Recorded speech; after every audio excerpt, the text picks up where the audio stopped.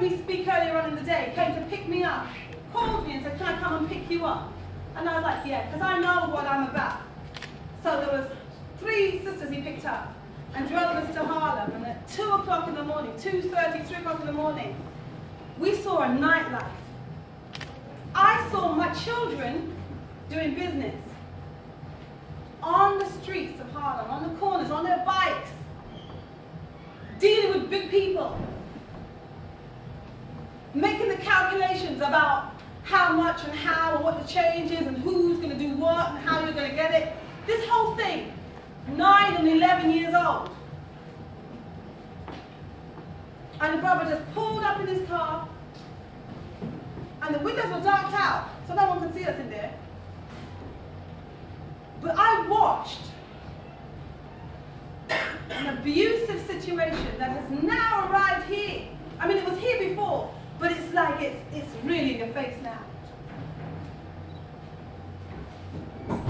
Where parents are hearing the front door open at like 2 o'clock in the morning as the children go out. And the parents are just praying that the child's going to come back in. This is the situation that we're living in today, now, here in the UK. Not just in London either. So it's important that we have a program where we equip teachers, first teachers, these are the parents, to be able to go into different scenarios and hold their own.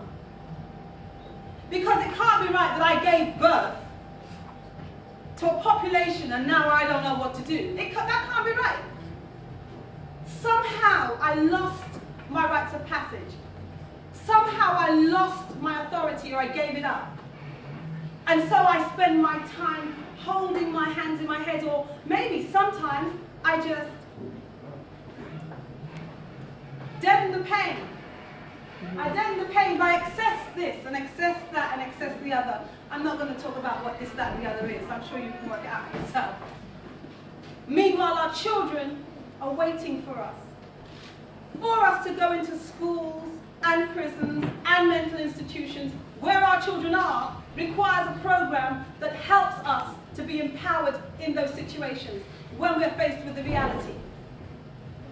So if we have to go in and represent another child that isn't our biological child, but it is our child in terms of African principles, which is what I'm talking about, I'm owning that. You know, I was raised here. My mother gave birth to me here, and I don't claim to be born here. She gave birth to me here, and no one told me about African principles. No one told me about a village raising children.